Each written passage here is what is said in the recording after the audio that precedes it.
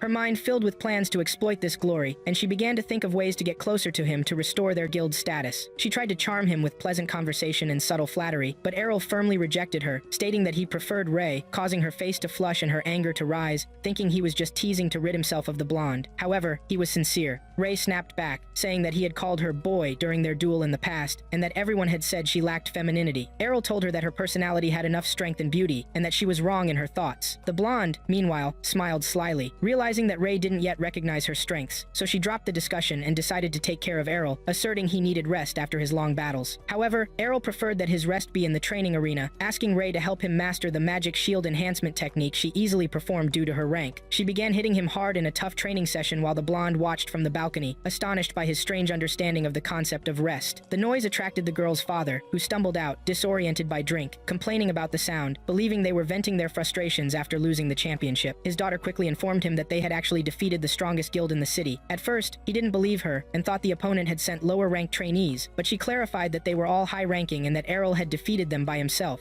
The man snapped out of his drunken haze and stared at the battered boy with curiosity about his true strength. His daughter proudly told him she had bet on their victory, winning a huge wager thanks to him, and that they were now free from debts and had enough to continue the guild's work. But the father remained reserved, pointing out that if the boy was indeed that strong, major guilds would be scrambling to recruit him with hefty payments, so she shouldn't get her hopes up. However, the girl confidently replied that she would resolve the issue by marrying him to keep him by their side forever. At that, Errol clearly stated he wouldn't do anything of the sort, then turned to her father, continuing his talk with certainty, mocking her stubbornness and lack of understanding. Errol's final words were that she, the girl, was at least not a loser who surrendered to everything, and that was a clear jab at her father. The man glared at him with a heated look, but Errol didn't notice and boldly criticized him further, demanding he stop complaining and live up to his age, as long as he still had a hand to fight with. This enraged the father, who lunged at him, grabbing his collar, warning him not to speak about things he didn't understand, declaring that a dual-wield duelist who lost one arm was just an empty body with no use. But Errol answered him steadily that what he said wasn't true, as even being a rankless duelist, he was still striving and fighting to rise in this world. The man pushed him away and retreated silently upstairs. Ray and Loli quickly approached to check on him, with the girl apologizing for her father's behavior and thanking him for his courage in defending himself. Errol commented that her father, despite losing an arm and a fighting life, still retained significant strength and invaluable experience, and that refusing to use it was a genuine loss. He thought to himself that he might learn amazing skills from him if he could motivate him to return to sword fighting, resolving to awaken the duelist spirit within him once more. Loli heard Errol's determination to acquire new skills and suggested that he start by exploring the dungeons scattered near the city. He appeared perplexed, so Ray explained that the dungeons were deep caves where monsters spawned by the dozens and filled with traps, making them perfect places to gain experience and hone real skills in preparation for major competitions, especially the Sword Gods Cup and the annual championship, featuring the best duelists in the country to prove who was strongest. Errol had never heard of it before, so Loli pulled out a form and invited him to fill it out if he wanted to participate, but to their surprise, Errol ripped the paper in front of them, leaving Ray stunned and asking him if he didn't want to enter the competition. He replied that he had uncovered Loli's trick, which was trying to pass off a marriage contract instead of the form. She laughed, admitting she had been testing his reaction, but Errol didn't let her off easy, grabbing her to discipline her for her heavy teasing. The next morning, he woke up to find her trying to mess with him again, so he distanced himself and tied her to the bed before leaving. Later, they all gathered and headed to one of the dungeons. Loli explained that entry was through magical transport circles that sent fighters to the level they had previously reached, saying she had made it to the 12th level while Ray had reached the 14th. Errol expressed his desire to accompany Ray to her level, but Loli clarified clarified that the rules only allowed those who had actually set foot on that level before. He felt disappointed as he hoped to face stronger monsters from the beginning, but Loli reassured him that she knew a shortcut to lower levels quickly. He agreed to the plan, but then the girl tried to isolate him under the pretense that Rei could continue her adventure alone, but Errol saw through it and insisted that Rei join them. The three entered the first level, and as soon as they took a few steps, two armored knights attacked them from the sides. Errol drew his sword to face one while Rei defended against the other. He was astonished to notice that despite their heavy armor, the knights moved with an unexpected grace, but it wasn't speed beyond his capacity to confront. Errol lunged forward with a swift step, cutting off the knight's head with a sharp strike, but he quickly realized that the armor in front of him was completely hollow, moved by the mana energy emanating from the heart of the dungeon. Errol then changed his strategy, brought the knight down, while Rei finished her battle at the same moment, warning that the enchanted armors would soon regain their strength and urging them to keep advancing. Before they moved, Errol asked Loli about her rank, and she proudly replied that she was in the light sword duelist class, offering to teach him whatever he wanted in the training ground or outside of it. He brushed her off again and continued walking. Just before they entered the second level, they heard a cry for help coming from behind one of the doors. They approached cautiously to find a bloodied man kneeling and begging for their assistance. Rei suggested taking him to the surface, but he firmly refused, saying that his companions were still inside, injured by a trap that exploded on them, pleading for them to help rescue them. Loli hurried to talk about the fee before helping, and the man handed her a large sum of money, which astonished her. But Errol, who was walking behind him, noticed that someone losing all that blood couldn't even stand without pure water, so how was he moving so easily? He understood that the blood and wounds were fake, but he chose to remain silent out of curiosity and a desire to see what would happen. The man led them to a hidden room scattered with traces of blood, at the center of which was a small pool containing a single gold coin. As soon as Loli saw the gold, she bent down to pick it up, and suddenly a magical circle ignited beneath their feet. Rei realized it was a trap, while the man smiled proudly, saying he got paid handsomely for this easy job, but he was surprised to find himself transported with them in the same circle. They landed in a level Rei had never seen before, lower than even the 14th floor, and there were no monsters in sight yet. The deceitful man trembled as he said they had reached the deepest point in the dungeon, where it was said that the of the sword fighter resides. Moments later, a giant knight appeared before them, wearing armor glittering in the colors of the spectrum. Loli denied the whole story, calling it an unbelievable legend, while Errol felt the weight of danger and threw her to the ground, just as the unknown knight launched an airstrike that demolished the room's walls. The sword knight attacked Errol directly, and Errol barely lifted his sword in time to block the blow. Although he crashed against the wall, he realized he was spared thanks to his extensive training, enhancing the magical armor under Rei's guidance. Errol smiled, saying that this was a perfect opportunity to test his strength, which shocked his companions. He launched himself with the same divine speed step his opponent used, closing the distance and unleashing a flurry of successive strikes that the knight skillfully deflected. And then he unleashed a skill that intensified gravity in the hall, knocking everyone to the ground. However, Errol stood firm in his place, having trained under similar conditions with his mother when he was a young boy. Back then, he couldn't hold on, but now, things were different. He took out the gold coin that Loli had picked up and used it to dispel the skill's effect, creating a small gap in his opponent's defense, which he immediately seized to unleash one of his strongest techniques, called Endless Break, which shattered the knight's armor into scattered shards. Everyone froze at the sight, and then Errol used pure water to restore his energy. They all reactivated the transport spell to safely exit the dungeon. Meanwhile, Rod, Loli's father, was sitting in a tavern, drowning in drink, when he heard three young men bragging that they had tricked the new members of the Dragonfangs Guild and sent them to a trap from which they wouldn't escape. He approached them angrily, smashing their table with his fist, demanding to know the truth. But one of them, named Jorg, intervened mockingly, calling him a worthless drunk. Rod realized then that Jorg was behind the scheme, and he attacked him fiercely, driven by despair for his daughter whom he thought was lost. The tavern door opened, and Loli walked in, talking to Rei and Errol about being hungry after their adventure. When Rod saw his daughter, he rushed to her, embracing her and thanking God for her safety. Rei confronted Jorg, announcing that they had extracted a confession from one of his henchmen who exposed his conspiracy, but he, as usual, denied it, claiming that anyone who enters the dungeons is responsible for themselves. Errol admitted to himself that there was some truth in his words, but Rod interrupted, threatening his opponent that he wouldn't get away with what he did, while Jorg merely continued mocking, calling him an old drunk, and left, leaving Errol wondering what new schemes awaited them.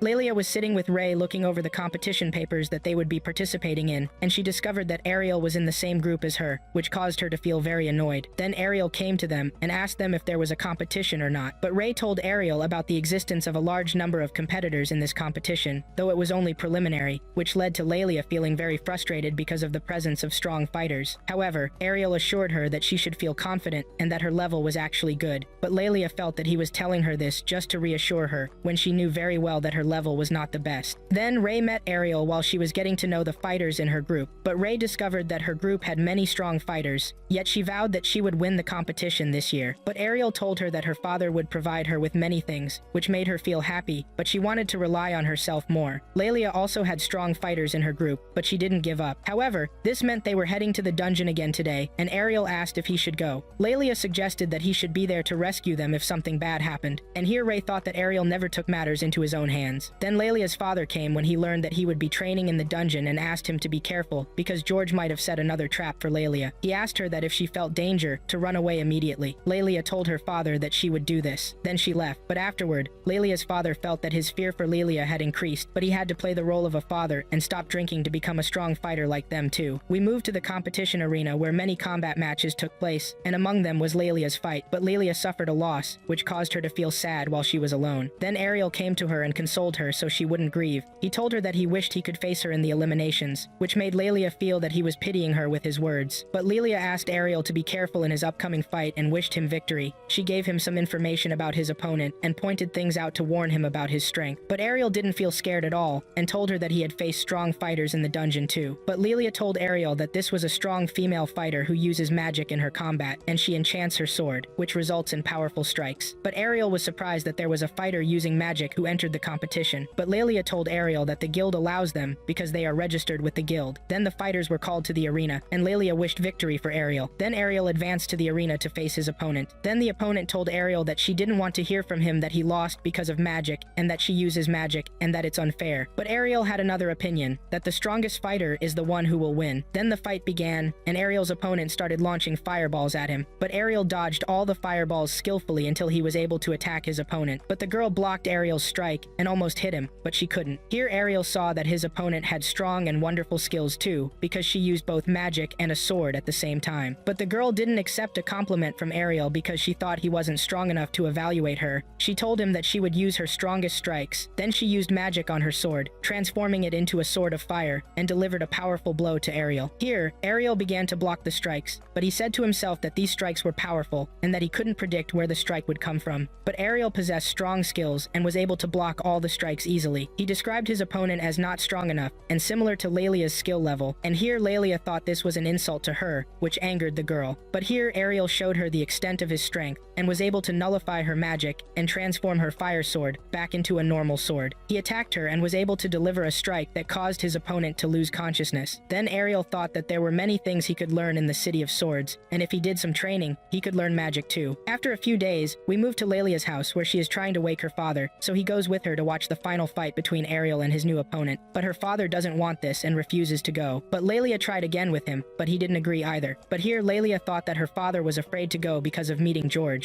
But Lelia's father told her to be quiet, and that he wasn't afraid of George. He confessed to her that yesterday he picked up his sword, and that he's not like he was before, and it's hard for him to even win the sword cup. But Lelia explained to him that he should consider the feelings of people who can't even enter the main championship, and asked him to prepare right away so they could go watch Ariel. She insisted on this very much, and grabbed him and dragged him there. While they were on the way, Lelia asked her father that he would have gone to watch the fight secretly if she hadn't come with him, right? This surprised her father and he asked her why. Then she remembered in the past her father's training with Rei, and that he used to love seeing his team members make progress, and now he would watch one of them in his final fight and making progress too. Then we moved to the arena, and Rei was feeling very disturbed until Ariel came to her and asked her why all this disturbance. But Rei told him not to stand in front of her like that. So Ariel sat in front of her, and Rei told Ariel that this competition was the best competition in the world, so naturally she would feel nervous. But what was difficult for her was facing someone she knew nothing about, and it was difficult to come up with any plan before the fight. But Ariel thought she was afraid of facing him in the final round. Here, Rei tried to strike him, but Ariel caught her hand at that same moment. Then they announced the previous fight, and it turned out that Ariel's opponent was George, which caused Rei to feel worried about Ariel. And when Ariel began to move, Rei grabbed his hand and asked him to be careful because George was a very strong fighter. Then Ariel moved to the combat arena to face George. Lelia was there to cheer him on and called out to him, asking him to defeat George. And when George appeared, his appearance was very terrifying, which caused Lelia to worry about Ariel. And when Lelia's father saw George, and that he had become like a monster, he asked Ariel to retreat immediately, because he possessed the strongest sword in the world. Lelia asked about the strongest sword in the world, but her father told her that this sword contains a sealed demon inside. Here George was surprised that there was someone who recognized his sword, and he asked Lelia's father if he was from the the imperial court. But here, Lelia was surprised that George didn't recognize her father. But Lelia's father thought that George had been taken over by the sealed demon, and the legend says that the blade that the sword's master used to kill the demon was cursed out of revenge and should have been removed and kept under strict guard in the royal vault. He asks how it got here, but George was the one who broke the seal that held him back, and he waited for this for hundreds of years until everyone who remembered him died,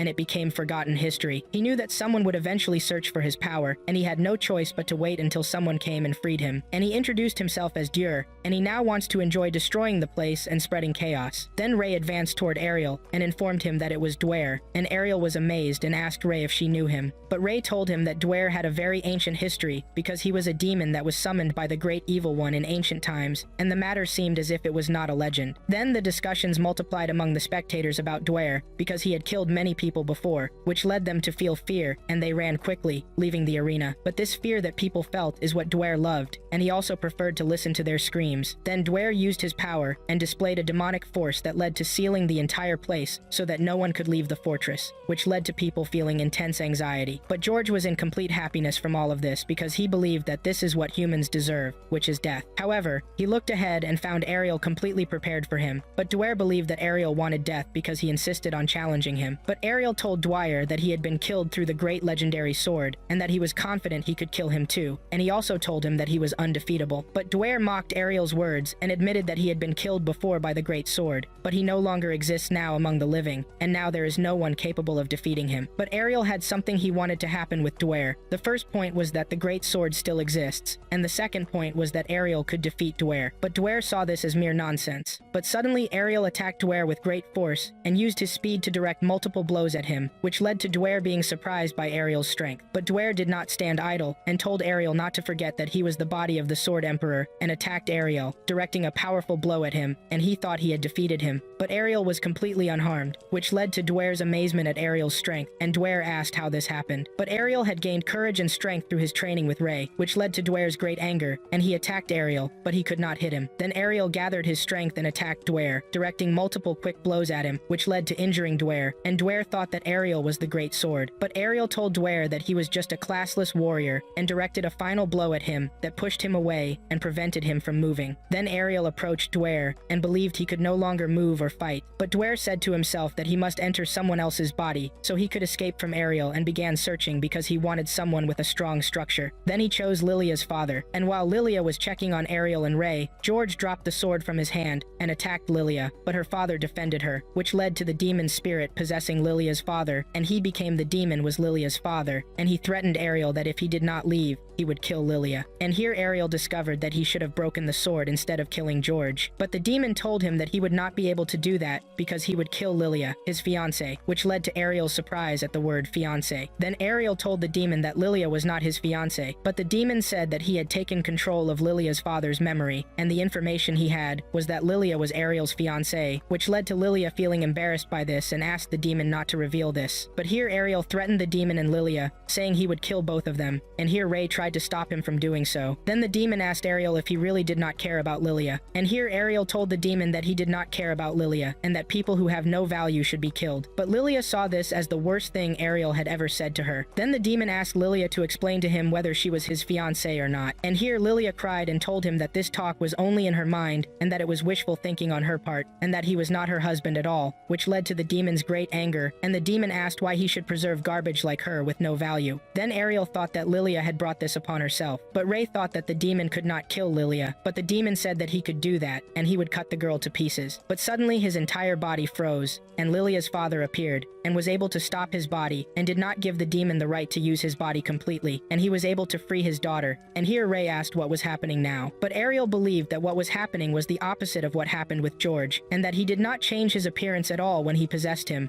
and that Lilia's father was resisting him from inside, and Lilia believed that her father was much stronger than George. Then the demon said to Lilia's father to let him use his body, and that he wanted the power to restore his glory. But Lilia's father did not agree to this, and told him that if he had come to him a short time ago, it might have been possible to agree. But after meeting Ariel, he was assured that he could restore his glory without anyone's help, and asked the demon to leave his body, and he threw the sword far away. Then the sword traveled in its path toward Ariel, and Ariel prepared for it well, and directed a blow at it that led to the sword breaking completely, and the destruction of the demon. And the black mana was removed, and the exits were opened, and Ariel affirmed that this should have disappeared forever.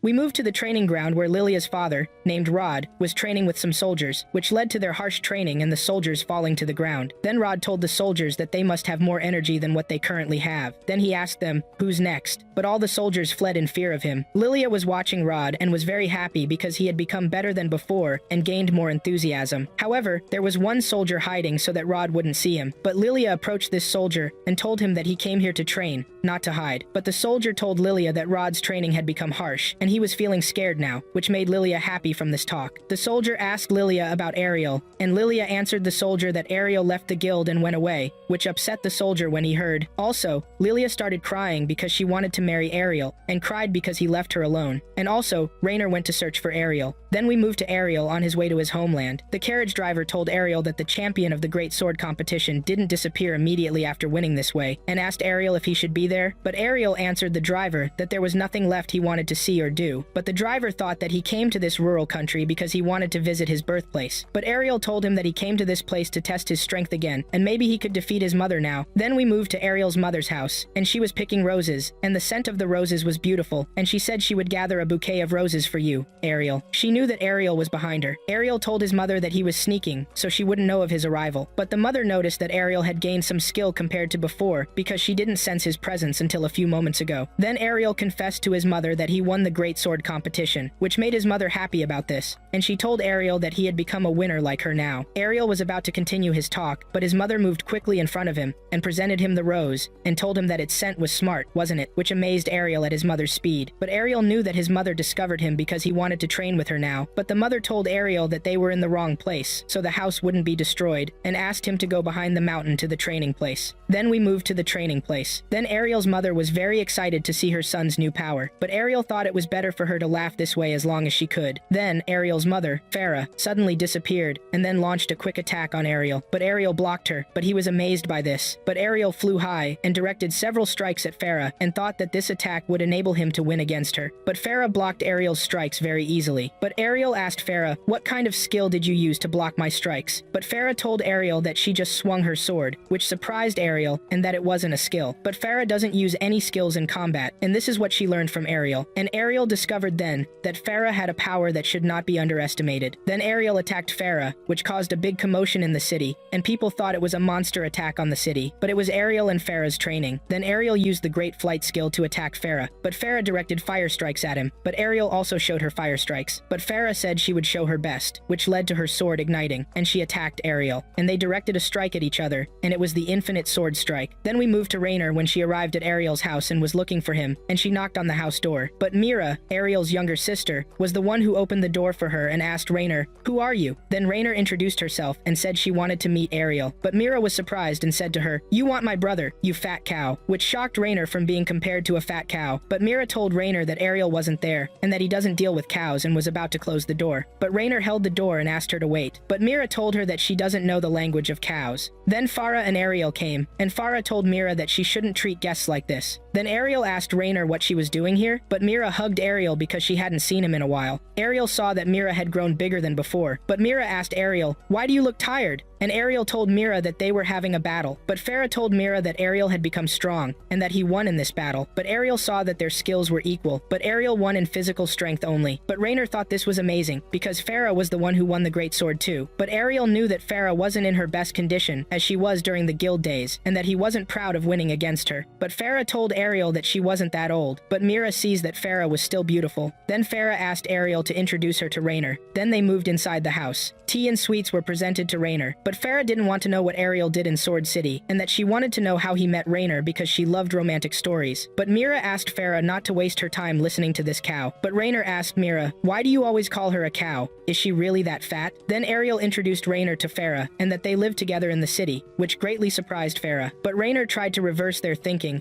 and told them that they lived as guild members only. Ariel asked Rainer, "Why did she come here?" But Rainer asked Ariel, how could he leave the guild like this? But Ariel told her that he left his resignation. But Rainer told him he should have said goodbye to us before you left. But Ariel learned all the sword skills he needed and that were useful to him, and this made him think to move forward. But Farah saw that it was good that someone worried about Ariel and came to check on him. But Rainer told Farah that she didn't come for this reason also, and that she was from the same city, but she came to be a student of Farah too. Then they heard a voice calling Farah for an emergency. Rainer was familiar with this voice. Then Evans entered. Then Evans asked Farah to go with security to investigate the destruction behind the mountain, as they found many cut trees. But Farah told Evans there was no need for all this, and that she killed one of the monsters there, which amazed Evans. And Ariel said to himself, Farah handled it easily. But Evans felt relieved at this moment, and told them he would inform the soldiers to return now. Then Evans was surprised by Rainer's presence, and Rainer called Evans Papa, and Farah discovered that Evans was Rainer's father, and that she looked very much like her mother. Then Evans asked Rainer, what are you doing in this house? But Farah told Evans that Rainer wanted Farah to teach her how to be a good wife, which surprised Evans, and he cried. But Rainer denied this, and that she asked Farah to be her student. But Farah told her, you want to be my student in romance, don't you? But Rainer also denied this, and that she wanted to be a student in combat because she wanted to become a strong duelist. But Farah told her that she could teach her how to be a good duelist and a good wife too, and Evans agreed to this, which amazed Rainer. But Evans was worried about Rainer's future when his wife died, and that he taught her dueling, and would be very happy if she learned housekeeping. But Farah volunteered to make Rainer a real housewife, and Evans was grateful to her for this. But Rainer asked to have an opinion on this. But Evans told them he would return to his work, and told Rainer that she could do this. Then we moved to Ariel's father's room, who is named Leon, and Ariel entered Leon's room, and Leon was busy with his magic research. Then Leon told Ariel that he was working on a new magic technique. Then he told him that he knew about Ariel's presence, because of the big commotion in the place. Leon asked Ariel that Mira was making noise. Did you bring one of the girls with you? Ariel answered Leon that he had his beautiful friend with him, but Leon didn't expect that Ariel could do this. But Ariel told Leon that he also defeated Farah in a battle, which made Leon turn to Ariel, and told him that he was able to reap his fruits now. But Ariel told Leon that he had one thing left, which was to learn magic. But Leon wouldn't agree to this, and told him that he didn't teach him. Then we moved to Farah teaching Rainer to cut vegetables. But Rainer didn't know how to do this and had no idea. But Mira thought that Rainer had never done such things before. But Rainer started, which led to completely destroying the table, and also breaking Mira's cup, which made Mira very sad. But Rainer apologized to her. However, Farah asked Rainer if she cooks in the guild, but Rainer used to leave the cooking to someone else. But Farah promised Rainer that she would teach her everything about housekeeping. However, Rainer asked Farah to only teach her fencing, but Farah told her that she must learn mind, body, and skill, and that she can't do this unless she manages her daily affairs and is diligent in simple matters, and that she's also happy to have another daughter in the house. Then Rainer asked Farah if she had a daughter older than Ariel, but Farah told her that she does, and Mira told Rainer that her older sister told them that she would make the world easier to live in for those who are classless like Ariel. Then she left. But Rainer saw that there are many problems related to discrimination against those who don't have a class. Then we moved to Leon and Ariel succeeded in repairing the table that Rainer destroyed, and Leon was proud of Ariel. But Ariel asked Leon if he could repair the table with magic, but Leon told Ariel that he can do this, but Farah doesn't want him to do this because she loves him when he smells like wood shavings. Then Leon asked Ariel if he wants to see how to use magic to fix things, and when Ariel agreed, Leon fixed Mira's cup using magic, which amazed Ariel, and Leon said to Ariel, let's talk about this while we clean the place. And while they were putting things back in their place, Leon asked Ariel to give up on the idea of magic, because not everyone has the mana required to use magic, and it's a special ability like having a magic battery, and it's very difficult for someone without mana or skill to cast spells. But Ariel doesn't see this as impossible either, and Leon told him of course it's not impossible, and that he knows that Ariel set a new precedent by winning the great sword competition even though he's classless, and that these old swords are proof that he's a diligent person. But there are things in life that can't be achieved even with effort, but Leon didn't throw away these swords because he wouldn't feel comfortable if he threw them away. But for him, trying to use magic without mana is like a fencer without arms, who can't hold a sword and learns through observation while blindfolded, and no effort will help with that. But Leon doesn't have magic, because if he had magic, he would have gotten the sorcerer class through the blessing and started using spells long ago. But Ariel is sure he has mana, but Leon asked him what makes you sure of this. But Ariel told Leon that this happened daily when he was getting beaten daily by Rainer in the guild. But Leon thought that Rainer is the jealous type, and that now she worries about Ariel. But Ariel told Leon that he was letting Rainer hit him to train his endurance skill. But Leon asked if that was comfortable. Then Ariel said to restore his protection after being injured, he needed to drink holy water. But he remembered when he used to drink a lot of holy water, but he was spending the entire budget on holy water, which made Lilia angry, and she provided him with another medicine so he wouldn't exhaust their entire budget on holy water, and asked him to use it for healing. But Rainer felt worried about this, and asked Lilia about this medicine, but Lilia told her she doesn't know what type it is, but she found it in the storage and wished it was holy water that would save them a lot. But Rainer wondered what if it was poison, but Ariel didn't mind because the poison would help him strengthen his internal organs, and he drank it. Then he returned to his present with his father, and Leon said to Ariel, "You shouldn't have drunk it," but Ariel told Leon it wasn't actually poison, which reassured Leon. But Ariel felt something strange after drinking, as if he recovered something when he drank, but it wasn't great protection, and he wondered what it was. But Leon thought that what he recovered was mana, and that now he can teach him magic. But Ariel saw that Leon was happy about this. But Leon felt jealous of Farah because she taught Ariel fencing, and asked him if he still feels the sensation of mana from inside him, and can you move it inside your body? But Ariel told him somewhat. But Leon asked Ariel to try releasing it, but Ariel told him he would try, and when Ariel began focusing more, he was able to extract mana from his body, which greatly amazed Leon, and told him that now he's ready to learn because this is proof of mana existing in your body. But suddenly Ariel lost consciousness, and Leon discovered that Ariel used all the mana in his body. But Ariel told him it's very little, but Leon told him because you're in the beginning stage now, and that he'll need a large amount now to start using magic. But Ariel asked Leon, how can he increase mana? And Leon told him like you train in fencing, and it's like training the body to build muscles, and you have to use mana over and over until you improve. And that Ariel was happy to hear this, but he lost consciousness again. But Leon never wanted to make Ariel give up, and that he's always holding on to his goals, and there's nothing impossible in his dictionary. And for him, he's the best son he could ask for. After that, Ariel went to the mana shop to buy a large amount of mana to use it, which surprised the saleswoman. Then he moved to the training place and started drinking mana and trained, but he also lost consciousness. And the second time, Leon was helping him. And after 6 months passed, Leon encouraged Ariel greatly because of his apparent improvement in the previous period, and told him that now he has the same amount of mana as a sorcerer after receiving the blessing. But Ariel asked Leon if he can now use magic, but Ariel wondered what exactly are these marks, and they're marks known as magical text, and that's what Leon told him. And also told him when using the text he must recognize the written spells, and with the required skill he can make the spells he needs to use magic appear automatically in his mind as well. But Ariel doesn't have skills, but Leon told him in this case he'll have to form the spell in his mind and recite it more than once. And Ariel saw that this is indeed a problem, but Leon told him he can get some help from the academy in the Magic City. Ariel asked Leon, "Isn't this the academy you attended?" Leon told him that there they teach all the basics of magic, but he'll have to train enough to reach the acceptance level first, which excited Ariel. Then they moved to the dining table, and Mira ate the food and said it's very beautiful, but when she learned that Rainer prepared the food, she scolded the food and changed her opinion. But Ariel liked the food a lot, and Farah saw that Rainer improved a lot in housekeeping and in fencing as well. But Mira thought that Farah was exaggerating, but Ariel saw that Farah was very impressed with Rainer. And Leon also loved Rainer because she's brave and beautiful, which made Farah feel jealous of her husband's words. But Leon told Farah she's not as beautiful as you, of course, which made Farah happy. But Rainer saw that Ariel's family is understanding and simple, and wished their family was like this if her mother were alive. Then Leon created a heart using his magic for Farah, and the heart turned into a group of birds, which made Farah happy. And Ariel thought that through magic he'll be much stronger.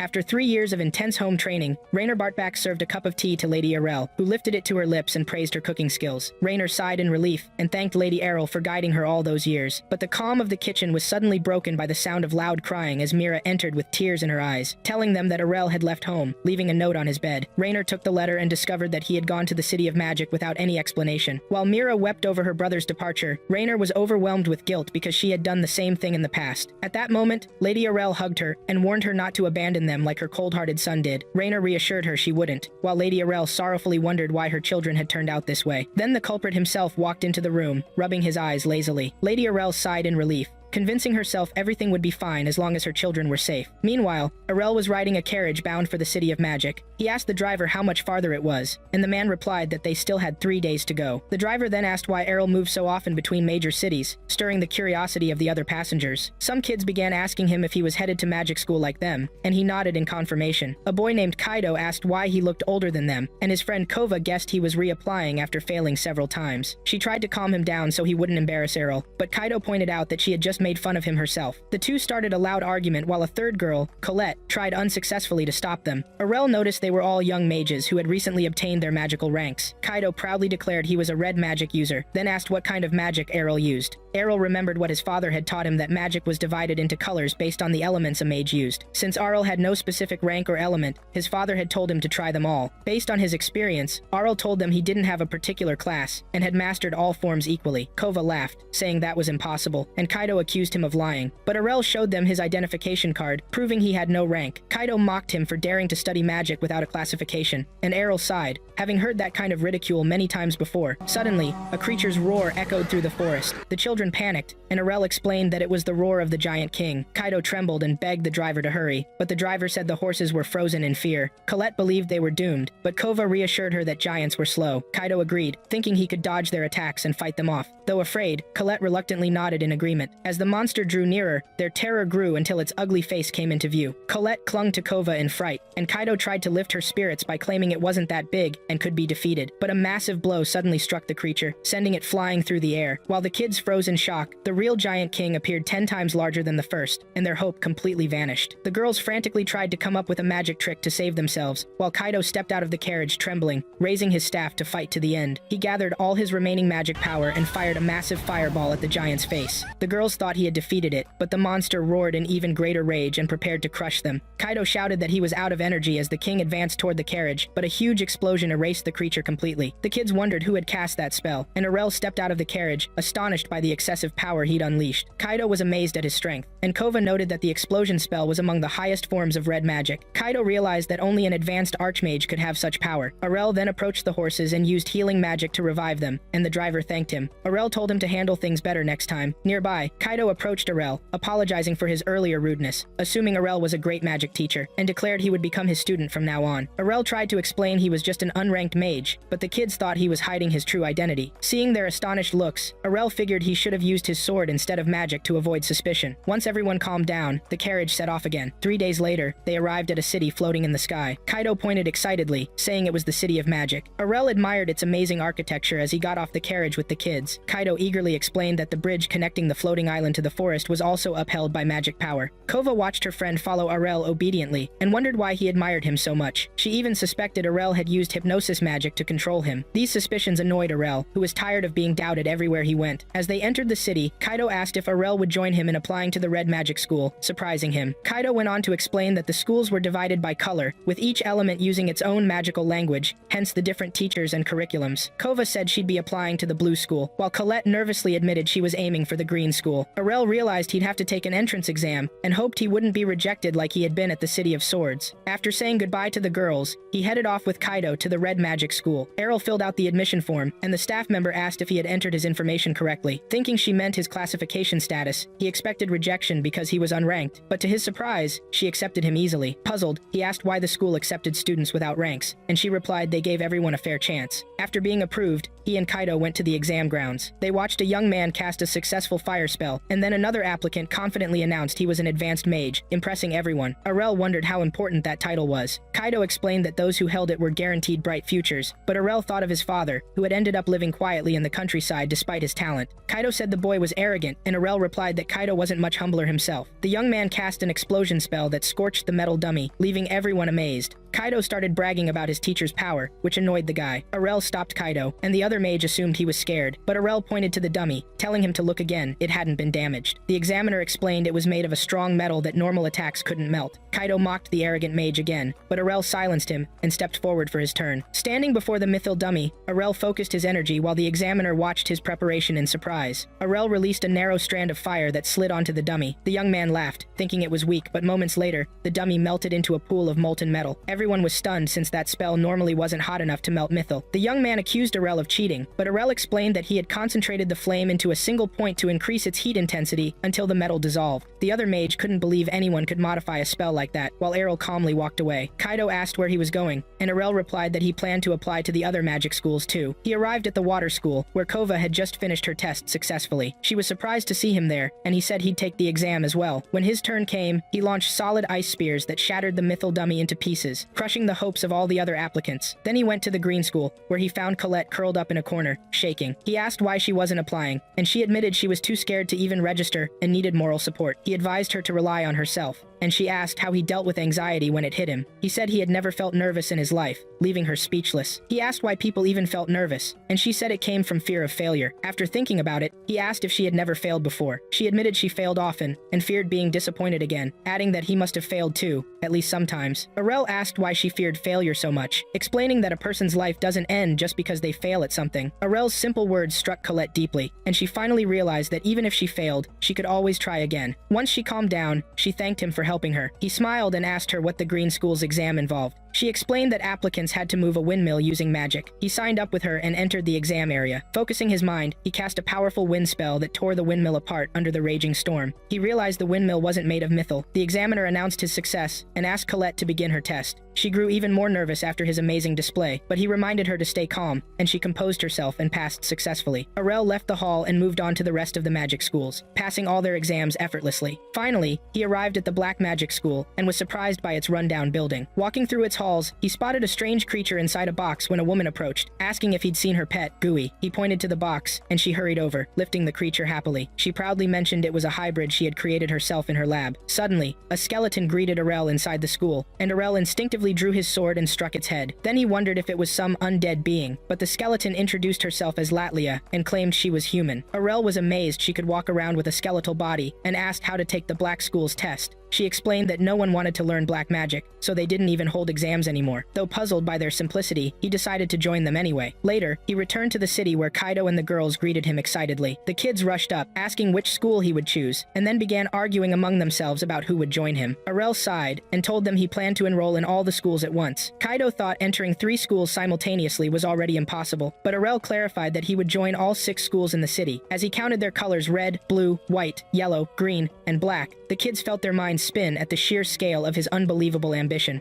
Arel surprised them all when he said he didn't intend to join just one school, but planned to enroll in all 6 magic schools at the same time. His friends stared at him in disbelief, completely shocked by his decision. Arel showed the acceptance cards from the 6 schools he'd been accepted to, and Kufa couldn't believe he could do that. She wondered how the other schools wouldn't discover that he'd been accepted elsewhere. Arel explained that student information isn't shared between schools, and he started looking at the class schedules for each school, confident he could attend them all together if he improvised a little. But he suddenly changed his mind when he noticed the class schedules overlapped. Kaido reminded him that he'd warned him against applying to 6 schools at once, because he wouldn't be able to attend them all. Arel pointed out that attendance only makes up 20% of the grade needed to pass, and since most of the grade depends on exams, he's sure he'll get through as long as he scores well on them. Colette pointed out that he won't pass the exams unless he attends classes, because the latest information usually taught before tests isn't found in books. Arel asked to borrow their notes to solve the problem, and they agreed, but Kufa wondered what he'd do at the other 3 schools where he can't borrow notes. Arel explained there's no need to worry about the Black Magic School because they don't hold classes there, and since the Black Magic School relies on self-study, that leaves him to focus on the Yellow and White Magic Schools. Kaido was impressed by his analysis and suggested they go to school together on their first day. Kufa pulled Colette aside and asked her how Arel would be able to attend 2 schools at the same time, because she'd heard that properly attending even one school is almost impossible. Colette admitted that Arel is a very mysterious person and not ordinary, and doesn't act like ordinary people. Kaido called everyone so they could go to their first class together. They entered the classroom, and Kaido was so excited for his first day that he couldn't wait to sit in his seat. Arel directed him to the back, but Royce spotted them before they could sit down. He recognized them immediately, but they ignored him and moved on. Royce yelled angrily because they ignored him. That's when Kaido recognized him as the failure from the tests, but Royce denied losing. He accused Arel of being a cheater because it's impossible for an experienced wizard like him to lose to an ordinary spell user practicing tricks. Arel revealed that he's not a spell user, and then Royce understood why he lost. He assumed Arel was a sorcerer, and praised him for reaching that rank at a young age despite being a new student. Arel denied being a sorcerer, so Royce started panicking because the only other explanation is that Arel is a great wizard of the upper class. But Arel denied that too,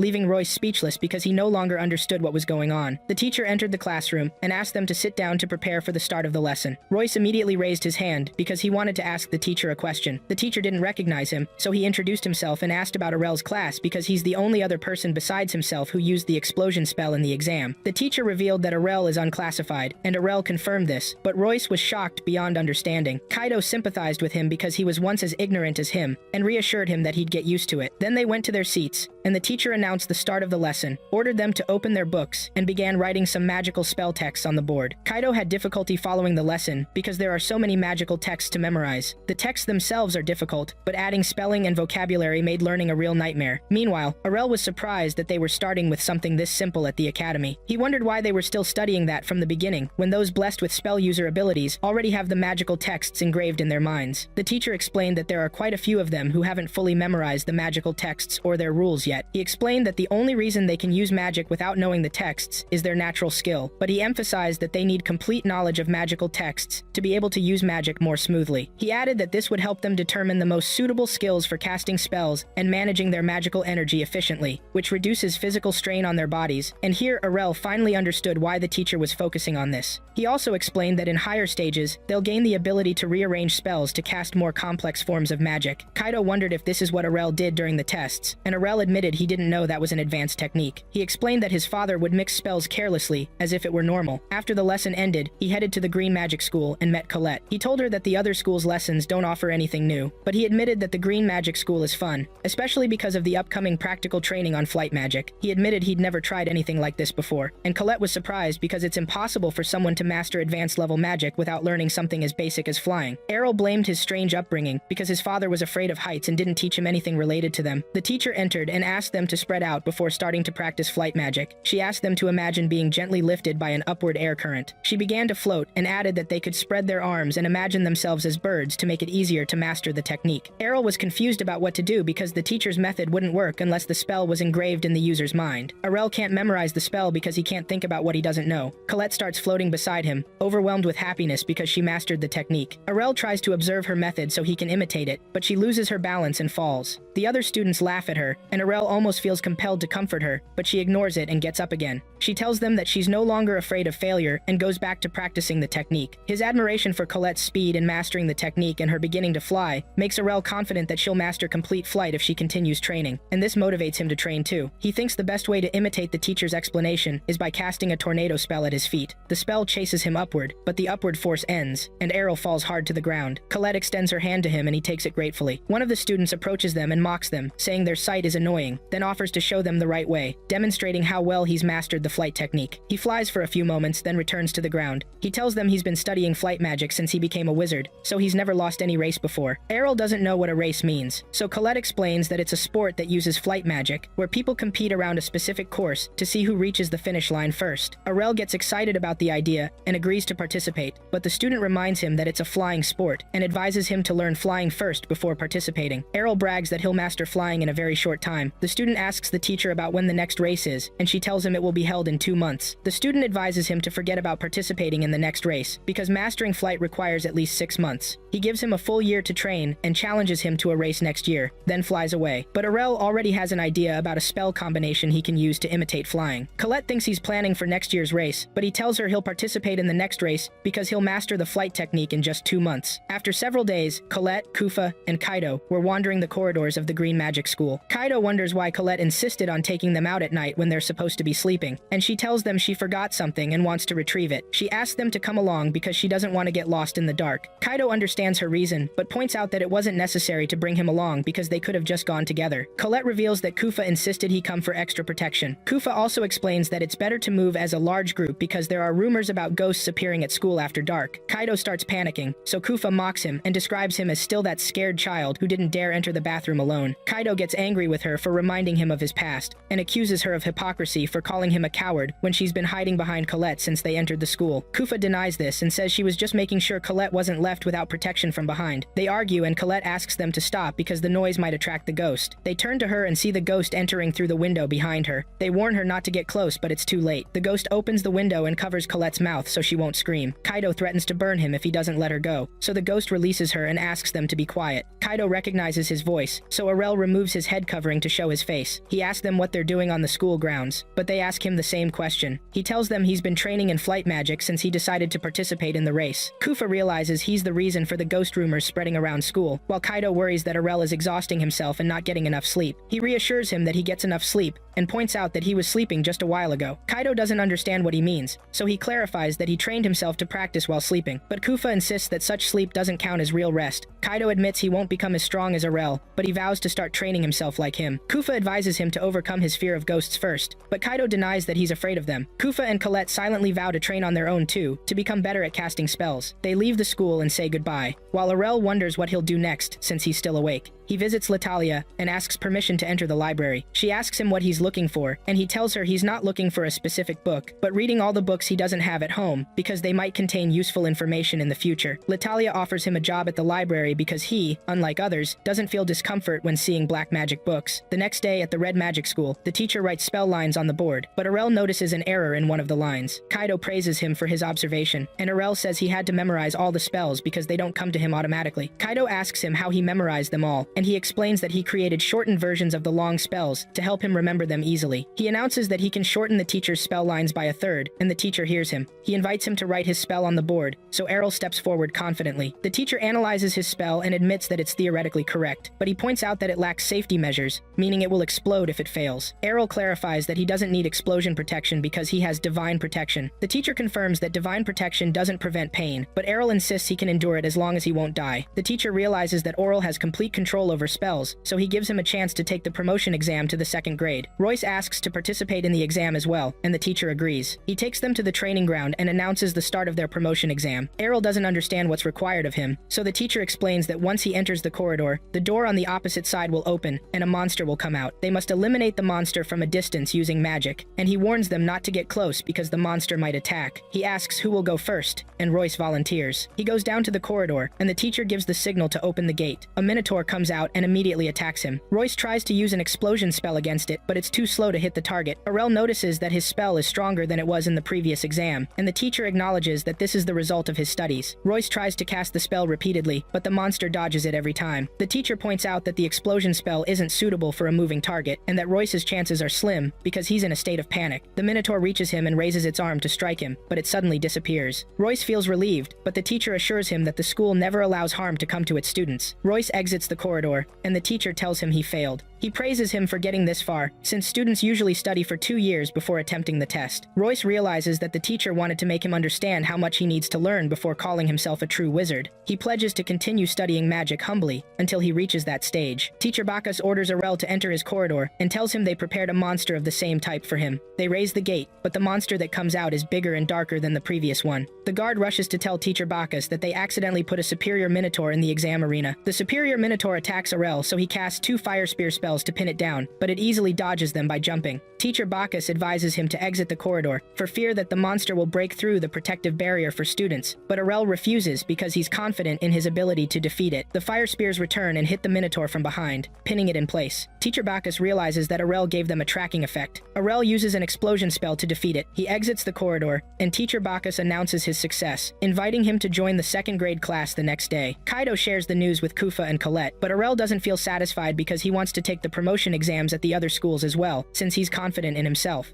Rainer was continuing to learn cooking from Farah and almost got hurt while cooking, which made Farah worried about her. However, Rainer told Farah that she was fine and continued cooking. Mira felt hungry and asked her to hurry up. Rainer apologized to Mira, and Farah asked Mira not to rush Rainer. She told her that Ariel also took a lot of time to learn, repeating things just like Rainer does. But Mira didn't agree with this comparison because Rainer is like a cow. Rainer noticed that Ariel trains daily more than she does, and he's definitely training right now. Then we move to Ariel, who is asking his teacher if he can take the promotion exam, which happens only once a year. Ariel knew this, but he said if the teacher agrees, he could take it under special circumstances. However, the teacher told him that this is only for top-performing students. Here, Ariel asked the teacher to watch his blue magic. The teacher told him she would think about it, but only if he attends his lessons seriously. Ariel said this is the opposite of what he needs, because the reason he wants to take the exams is to avoid unnecessary lessons, which made the teacher very angry. She said, "You think my lessons are unnecessary," but Ariel denied that this is what he meant. He said he thinks they don't suit his current level, which shocked shocked the teacher. She told him she would be the judge of that, and now it's time to see if he's qualified to take the promotion exam or not. Then we move to the battle arena, and the competition between Ariel and teacher Hengel. Kufa was watching them from above and said to herself that Hengel is of the highest ranks, and only one step away from becoming a sage sorcerer. Why did Ariel make her angry? Then Hengel told Ariel that the rules are, as they are, no physical attacks. If he removes her barrier protection, he wins. She also told him she doesn't want him to complain if he ends up injured, but Ariel had no problem at all and asked her if she would allow him to take the promotion exam when he wins. Right? Hengel asked Ariel if he could defeat an experienced teacher like her. Ariel was confident about this, which made Hengel mock him. She didn't expect such overconfidence. Then Hengel started using her ice power, which was very strong. She froze Ariel after that, which made Kufa worried about him. Hengel thought Ariel couldn't handle this power. Then she directed her words to Kufa and told her that you can win in training battles by casting powerful spells right when the fight starts. She asked her to remember this rule, but after that, Ariel managed to break the ice barrier, and Hengel saw that Ariel was somewhat fast at assembling spells. Then Ariel said it's his turn now, and he displayed a set of icicles. Hengel thought it was normal for a beginner student to do this. Kufa said to herself that she could only use 2 icicles, but on the other side, Hengel displayed her ice icicles and directed them at each other, causing the icicles to collide with one another. Ariel saw that this was also normal for a skilled teacher of this level. Here, Hengel remembered that Ariel used this spell also in the entrance exam, but to Ariel's bad luck, this power is Hengel's specialty, and it would be hard for him to win this battle. Here, Ariel asked to test something else this time. He displayed a large number of ice blades, and Hengel also displayed many from the previous time. She told him she also has high skill, but Ariel told her, what if we add 100 from the right and also 100 from the left and some blades from the back? He managed to trap her from all sides, which shocked Hengel. She said to herself that she couldn't create all this. When Ariel directed the blades at her, she used an ice barrier to block these blades. She said to herself also that these blades, the more their number increases, the less their power. But these blades are very strong and don't weaken at all. But in the end, this is ordinary magic that cannot penetrate her ice barrier, and the shards of the blades increase the thickness of her barrier as well. She also thought that Ariel's mana would run out, and this way she was saving her mana to use it to attack him. But Ariel told her that he was done with the blades, and he would attack his final attack. Hengel told him, can you penetrate this thick barrier? But Ariel told her he intended to make the barrier thicker, so she wouldn't escape. He used a large ice blade from above, and asked her to keep her head up, which shocked Hengel. She said this is very strange, he's able to use such a large blade with this much mana. Kufa saw that Hengel had no choice but to escape immediately. Here, Hengel used her intelligence and created a shield barrier for the blade, but the blade was so strong that it pierced the shield, resulting in Hengel's loss. Ariel said he expected this from a teacher about to become a sage sorcerer. Kufa was amazed at Ariel's victory over the teacher. Then we moved to the school courtyard, and Ariel was with his friends. Kaido said he was confident that Ariel would win, and asked them about the exam date. Kufa said that Hengel said he can skip this stage entirely. Then Ariel asked what's next, and he looked at Colette, and they went to an employee at the school. The employee asked Ariel if he wanted to take the promotion test now. When Ariel confirmed to her that he wanted this, the employee told him she shouldn't do anything without a convincing reason. Ariel said angrily that in all other schools, all he needs is the teacher's approval, but the employee told him that every place has its own rules. Colette told Ariel that he won't always get what he wants and pulled him to leave. The employee said there are cases where the director himself has given permission to students. Ariel thought he could go to the director and get permission from him, but the employee rejected this idea. She also told him that if you intend to go to the director, he's very busy right now and can't spare time for just one student. She told him angrily that if it happens to disrupt important school matters, it could lead to immediate expulsion. Colette asked Ariel why all this rush. Ariel said because there's someone he has his eye on and wants to master magic as quickly as possible to catch up with him, but he's stuck now. Asked if there would be a problem if she let him watch her green magic in this place. The employee told him if he wanted to be expelled, then do this. Colette suddenly said she remembered something. After that, they moved to the famous flying magic race, and Kofa was surprised at how many participants there were. Kaido thought Colette might be able to participate, but Colette told him she couldn't do it at all. Ariel thought Colette had saved the situation, and thanks to the information she gave him, he might now get a meeting with the principal. He remembered when they were with the employee, and Ariel told Colette that he would have participated just for fun. Colette explained to him that the winner of this race gets recognized by the principal. Ariel thought this was a good way to prove his skills, and it was a good plan. The employee wanted to explain to them that this race has more than 300 participants. She asked Ariel if he thought he could win easily. Ariel expected to win for himself, then he returned to the present. Kaido strongly encouraged Ariel to win. Then one of the competitors approached Ariel and asked him why Kaido calls him sir. Is it because you dug a big hole through his pathetic power? Ariel asked this competitor. Who are you? This made the student angry. He told Ariel that they had a training session together. Then he introduced himself and said his name is Skyke, and that he's the person who will become the greatest flying magic master in the world, and he's guaranteed to win this race. Ariel said, but I'm the one who will win. Skyke told Ariel, you couldn't fly that day. What makes you confident to this degree? Ariel said he had been training a lot. Skyke thought Ariel was stupid and said he trained 10 times more than Ariel as well. He wished him good luck in not becoming a joke in front of everyone. Kofa thought Skyke was very arrogant. Kaido asked Ariel to focus and leave all this behind like dust. Then the student Greed announced the start time, and there was a lot of student enthusiasm. Greed began explaining the flying course to them and told them about the starting point, which would also be the finish point after flying. The principal asked them not to expose themselves to danger. Ariel discovered that this was the principal. Teacher Dumble also welcomed the competitors. Kofa and Colette admired Dumble a lot, but Kaido told them he was old and married. Then Dumble flew and stood next to Greed in the air as well. The girls waved at him. After that, Greed asked them to get ready, and when he gave the signal, they started flying immediately. When the students started colliding with each other, but they continued flying. Greed said, "We're still at the beginning of the race," but one of the students hit the walls. Greed said that Marco was flying too fast, which caused him to hit the walls. Dumble said he did that last week too. Greed said there are about 15 students in the lead, including student Dione. Dumble said he saw familiar faces. He also said there are 2 students still in first place, which made Skyke angry because Ariel was in the leading positions. Ariel told him everyone is moving slow. He also told him this is a long race, and you won't last if you go at full speed from the beginning. He thought he should take it carefully. Skyke said he knows this, and doesn't have much energy left anymore. Then Greed moved to the main entrance, and said the leaders are approaching the main entrance. He told them this is a dangerous place, because once they exit the gate, they will have to turn 2 very sharp angles. When one of the students entered, they couldn't turn and fell into the water, but Skyke managed to turn, and thought he got rid of Ariel, but Ariel appeared next to him flying, which really annoyed Skyke. Skyke asked, "How are you still here?" Greed and Dumble went in the other direction to be able to follow them in their progress. Greed said the race is now in the middle at the borders between the 2 schools. Dione moved far away from the competitors, but Ariel and Skyke were the closest to her. Skyke promised that he wouldn't let her win. Greed said there are 2 students trying to catch up with Dione, and the strangest thing is that they are both first-year students. Kaido continued encouraging Ariel. Kofa told Colette that she could get Dumble's attention and get praise from him if she did well in the race. Colette thought Kofa was right. Kaito got angry at them and asked them to encourage Ariel instead. Then we moved to Dione. She looked behind her and was shocked because there are 2 first-year students chasing her, but she heard Skyke saying he would win the race. She told him, "If you show me your speed." She increased her speed, which shocked Skyke at Dione's speed. Greed said Dione is now leaving the competitors behind and speeding up. Skyke showed signs of exhaustion. He said he could use his power, and then he would be able to catch up with her, but Skyke's mana ran out, which made him very angry. He told them to wait for him next year, but Dumble thought Skyke did well, and it's great that he reached this stage of the race, and a lot can be expected from him in the future. Then we moved to Ariel, and he caught up with Dione. Dione said there's still 1 person left, so I need to go faster. She increased her speed. Ariel told himself that he had only trained flying for 2 months, and can't increase his speed beyond this. He used his magical weapon, and started catching up with Dione, which shocked Greed and Dumble. Greed said he managed to catch up with Dione, and he's doing a strange move.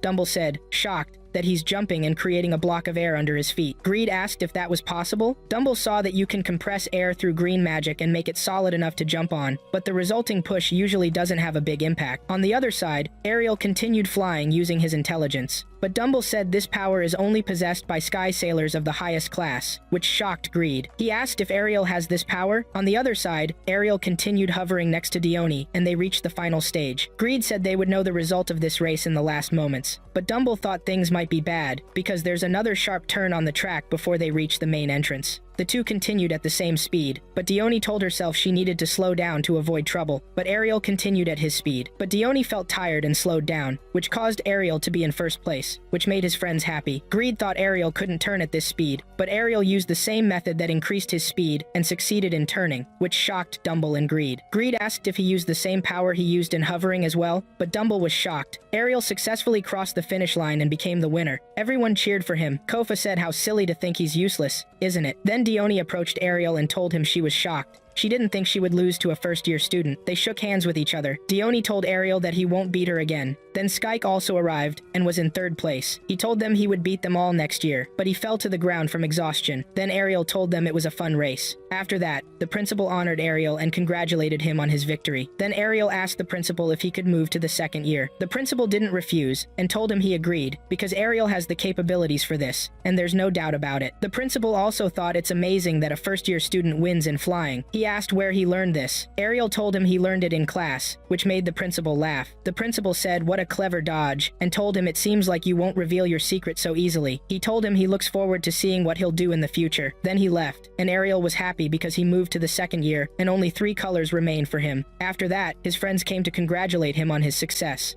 Ariel went to the union office employee to register for the seminar, but the employee told Ariel that the competition deadline had already passed, which made Ariel sad. He asked the employee if it was possible for him to be given an exception, but she told him that wasn't possible. However, she asked him to register for the next seminar. Ariel asked about the date of the next seminar, and the employee told him that the exact date hadn't been set yet, but it would be in a few months. However, Ariel thought that date was very far away, and that he wanted to advance his class as quickly as possible. Then he asked the employee again to help him in any way, and told her that he had invented a new type of golem. Then the Master Goral appeared behind him and asked Ariel if he had really invented a new type of golem. Ariel answered Goral that he really had done so. Then Goral said to Ariel, "What if you became my assistant in the seminar?" Ariel asked Goral if being his assistant meant he would be able to display his own golem, and when Goral confirmed that he would do this, Ariel agreed immediately. Then Goral left, and here the employee told Ariel that she couldn't believe he accepted to be an assistant to Master Goral, because this master is the best of all in controlling golems. She said he always insists on fighting in every seminar, and Ariel didn't think this would cause him any problems. But the employee told him that he always chooses students as his opponents and crushes them mercilessly. But Ariel thought this was childish behavior. The employee also mentioned that Goral is still looking for an opponent this year, but Ariel believed he had appeared at the right time. However, the employee told Ariel that he could back out if he wanted, but Ariel insisted on being Goral's assistant because it was the only way he could register for the seminar. Then we moved to the arena where the seminar takes place. The seminar moderator announced that they would now see demonstrations from the teaching staff, and now they would watch earth magic. The teachers began showing their magic, and then it was Master Goral's turn. Goral came forward and told them that he would now show them his deadly golem. On the other side, the students were talking about Ariel, saying he was a new student and would be a big sacrifice for the master. Kufa felt very scared for Ariel. Then Goral's golem appeared from the ground, and Kaido noticed that this golem was completely different from the ones in the village. Colette said she thought it was different because it was a combat golem. Then Goral asked Ariel to show his golem. Ariel called out to his golem, and when it appeared, Goral was very shocked. Ariel said he had created this golem using alchemy, which surprised and amazed everyone. Kufa said Ariel makes things as easily as breathing. Kaito was very happy about his friendship with Ariel. Then Goral asked Ariel not to joke, and told him that this metal golem should be difficult to move easily with earth magic. But the only reason it moves smoothly is if there's a human inside controlling it. He started approaching the golem and looking inside, but Ariel told him there's no one inside. However, Goral saw that this metal golem has very light limbs, and understood that Ariel had sacrificed durability to make the golem very light. He saw that Ariel had put in great effort. Goral also thought that this metal golem would collapse from a single blow from his own golem, and told him he would learn a harsh lesson. He ordered his golem to attack Ariel's metal golem. Then one of Goral's golems attacked the metal golem and threw a punch at the metal one, but the metal golem blocked it, causing Goral's earth golem's arm to be destroyed, which shocked Goral. He said it wasn't light enough, and told himself it was time to get serious. He asked his golem to repair itself. After Goral's earth golem repaired itself, he also strengthened the other golems he had, and ordered them to attack the metal golem. Goral said that his enormous mana reserve was his strongest weapon, and thanks to it, he could control many golems at once. While the earth golems were on their way to attack the metal golem, Ariel revealed the metal golem's weapon, but Goral wasn't afraid, and thought it was an ordinary sword. However, the metal golem struck the earth golems, and with one blow, it succeeded in destroying them, which shocked Goral greatly. He said it's not normal for a metal golem to know sword fighting skills. Ariel told him, of course it's not, because it's an unusual golem made from his special alchemy magic, and it's equipped with flexible joints that allow it to perform movements easily, and thanks to the mixture of materials and the control method, this golem exceeds the capabilities of older types. He told him this is the fruit of my research, and extended his hand to Goral to help him stand up. Goral thought this made sense in theory, but its implementation should be impossible. Then Ariel asked Master Goral if this would be appropriate to qualify for the promotion exam, but Goral answered and told him that assistants don't qualify for that, which shocked Ariel. But Goral told him if he joined his golem laboratory, he would talk to the director to make him skip the class he wanted. Then Ariel agreed to this and moved to the laboratory, and there was a girl named Kaidi waiting for him. They greeted each other. Then Kaidi told Ariel that she was here to test him on practical skills. Ariel asked Kaidi if she was okay, but she told him she couldn't see, but she could sense mana and magic in her own way, and could also see the amount of mana inside him. When she looked inside Ariel, she found a huge amount of mana, and couldn't see the end of his reserve. She thought this was impossible. Then Ariel asked Kaidi again if she was okay, but Kaidi told him that she should be the one asking that question. Then they went to the test location, and she told him this was a cemetery of an empire that disappeared long ago, and magic had accumulated over many years, and had become an underground dungeon inhabited by undead creatures. Ariel went inside and turned on the light, and Kaidi told him the lights would attract the beasts to them. When the beasts started appearing, Ariel was getting rid of them very easily, and was advancing further inside, but Kaidi told him he had passed the exam, and asked him to stop and go back out, so they could save mana to light their way out. But Ariel told her he only used 1% of his power, but Kaidi said she didn't want him to prove that to her. But Ariel discovered one of the beasts was behind him and threw a punch, but the beast didn't die. Kaede thought it was a strong beast, so it wasn't affected by Ariel's power. While the beast was about to approach them, Ariel threw another punch, but the beast wasn't affected either. The beast said to Ariel, "You cannot defeat me using this level of magic," but Ariel doubled his magic and used it on the beast until he was able to destroy it. Then Ariel went to the gate to leave, but Kaede followed him and told him that the beast he just killed was from the advanced white class, and the spell she cast on it was high-level light magic that only spirit hunters and the gifted master. But Ariel thought it was the same as the holy rays, but Kaede told him if he wanted to see it that way, it could be. Ariel told her he had one more thing to tell her. Then Ariel moved to the black magic school and was studying, when suddenly Lute Talia appeared to him and said, "You work very hard," but Ariel threw a punch at her that caused her head to fall from her body. Then Lute Talia picked up her head, but Ariel asked her not to interrupt him during his study again, and said he didn't see many students around. Then he asked her what was the matter with this room at the back of the hall, that it had a sturdy door but nothing inside it. But Lute Talia revealed to him that this room was for testing magical spells from books, and other schools can test spells outside, but casting black magic drains people's souls. Ariel was convinced by this, and thought that now he could test a spell from one of the most complex books. Then Ariel moved inside the room, and had a book in his hand written with magic to transform people into strange things. But he also found it strange that the book had neither an author nor a title written on it. When he opened the book, a very strong light appeared from it, then the writing disappeared, and he wondered where this mana went. He saw that this was something very ominous. While then he saw a person sitting in the air, and said to Ariel, "I thank you because you released me from this book." Then Ariel said to this person, "You can't be human. Of course you're a demon?" The man confirmed to him that he really was a demon, and that he couldn't believe he had been locked in this book all this time, and that no one else had touched this book before, and he must thank Ariel somehow. But Ariel told him he would apologize for this, but the demon asked him not to be arrogant, and told him that he would need a mediator to return to the demon world, and that it meant fresh blood and human flesh, and that he had chosen Ariel to be his sacrifice. He attacked Ariel, but Rael confronted his blow and told him that he refused this offer. However, Ariel cast a spell on the demon, but nothing happened, which caused Ariel to be surprised. The demon said to Ariel that nothing would happen because you are inside my barrier, you fool, and this barrier prevents all types of magic, and Ariel has become an easy target for the demon now. But Ariel said to him, "So now I will kill you with this, instead of magic." And while Ariel was advancing towards the demon believed that Ariel could not kill him, but the opposite actually happened. Ariel succeeded in cutting the demon's neck, but it returned to its place once more, and Ariel asked in surprise if this demon was immortal like Lotalia, but the demon was angry because Ariel cut his head with a magical staff, and he understood now that Ariel was a magical swordsman. But Ariel told him that he had no rank, and delivered several quick blows to the demon. The demon thought this had no effect on him at all, but the demon began to be affected by Ariel's quick strikes, and his size began to shrink in a strange way until he became smaller than a book, and begged Ariel not to hit him again, so he wouldn't become smaller than this. Then Ariel asked the demon, "Don't you want me to hit you?" And the demon said to him, "Of course." And Ariel said to him, "Then I am ready to release you." Then Ariel placed his hands on the demon's body, and the demon was surprised by the presence of a seal on his body. And Ariel told him that this is an enslavement seal, which made the demon angry because he would be a slave to a human child. But he felt severe pain, and Ariel told him that he designed the seal so that if he rebelled against it, he would feel severe pain. And Ariel saw that the demon needed to learn manners, and the demon begged Ariel to forgive him. Then Lotalia came to them and heard a loud noise and asked what was happening, and asked in surprise, "Is this a demon? And what is he doing here?" Ariel told Lotalia that he made the demon his servant, and Lotalia said to Ariel, "You always do the impossible." Then we moved to Ariel's friends, and Kaido congratulated Ariel for succeeding in the test of the yellow and white magic schools, and Colette also said to Ariel, "And since the black magic school has no exam, this means you have moved to the second grade in all schools now." But Ariel did not know that the matter was this easy, but Kufa sees that Ariel is the only person in this city who can say this. Then Kaido grabbed the demon, and saw it was strange that this would be a servant of Ariel, but the demon was angry at Kaido, but he received a blow to the head from him. And Colette said to Kaito that he should be gentle with pets, which made the demon angry because he was called a pet. He scolded them while angry, but Kufa grabbed him forcefully. However, Colette asked Kufa to stop, and apologized to the demon, but Ariel informed them that this demon would need a lot of power to die. Then Ariel asked the demon to go buy them bread for lunch, but the demon refused because he would not do household chores for him, which caused the demon to feel severe pain because he was bullying Ariel. After that, he went to buy bread. Then we moved to the conference room, and there were directors from all schools. Then the employee entered them and told them we will discuss what you came for. And he distributed a booklet to each of them and informed them that these are the scholarships they are teaching to the coming world. And these scholarships are equivalent to the operating budget of the institute and are not possible except through housing taxes in addition to donations. And he asked them if any of them had any opinion regarding this. But everyone agreed except the director of the Black Magic School, who is Blaj, because the Black Magic School receives less than 40% of the amount it received from last year, and he saw that this is shameful. And the employee told him that their budget was very high. And considering the number of employees and students, and in addition to the advance contributions to the city, it is less than 10% compared to what any other school provides. Therefore, it was decided to review the amounts for the coming year accordingly. But Blaj saw that good research cannot be done with this amount. And Redora, the director of the Red Magic Institute, said, "Has any research you have done ever been good to begin with? And all you do is strange magic." And Blaj asked Redora not to underestimate the magic he provides. And Guido, the director of the White Magic Institute, said that black magic is classified by the state as a dangerous art, and she suggested that the city should reconsider how to regulate it. And Blaj believed they wanted to ban black magic, but the employee told him that they are not here now to discuss this matter. And Guido said, "Of course not this time." Then the employee asked them, "Shall we proceed provisionally with these required allocations?" And when everyone agreed, he told them that it will be approved officially after the results of the competition of the 6 magic institutes. And everyone left except Blaj, and he was very angry. But the employee said to him, "Stare at me as you wish, because this will not change anything. And as I told you, the competition results will also affect the numbers. Therefore, you must take advantage of that opportunity in the best way. And if the Black Magic School wins, a contribution will be made for it in the city's tourism, and they could then keep the allocations as they were last year." And Blaj said to himself that if he wins, he will get the amount that was last year. And in this way, the Black Magic School will be destroyed. Then we moved to Ariel and his friends, and Ariel saw that the decorations were amazing, and he asked, "Is the Sorcerer Lord Festival important to this extent?" And Kufa said that it is very famous, so that there is no one who does not know about it. But Ariel heard about it for the first time, which caused Kufa to be surprised, and she told him that he can understand this from the enthusiasm of the people around him. Then Kaido asked Ariel if he had ever heard of the competition of the 6 magic institutes, and Ariel said, of course he knows it, and it is a magical competition between the 6 schools together. And Kaito said that it is the main event of the festival, and Kaito asked Ariel if he would participate in it, and Ariel said that he was asked to be part of the beginner's battle, and Kaito was sure of this, and was looking forward to seeing Ariel's red magic. But Kufa said to Kaito, if Ariel is going to participate, he should use the amazing water magic, and Colette thought that Ariel would use flying magic because it is common in all villages. But Ariel informed them that he is not limited to just one type. Then the demon asked Ariel, with which school will you compete? But Ariel is supposed to meet with the directors tomorrow morning, and he will know the details then. But the demon told him that the festival will start tomorrow, and beginners' battles are on the first day. And the demon saw that this is very chaotic organization for an event of this size. And Ariel saw that the demon knows more about the matter than him, and that he is very excited about this festival. But the demon sees that Ariel is very passive towards this. Then night fell, and we moved to Blaj's place, the director of black magic, and he was making a magic circle and said that he finished it. And now he can teach these fools a lesson in the greatness of black magic. And he summoned the beast from the magic circle. And when it appeared, Blaj was very astonished and approached the beasts with enthusiasm. And he said that this is the strongest beast in the demon world. But the beast attacked Blaj and absorbed him inside itself, which caused Blaj to feel extreme fear. And he was asking it to release him because he was the one who brought it until Blaj disappeared completely.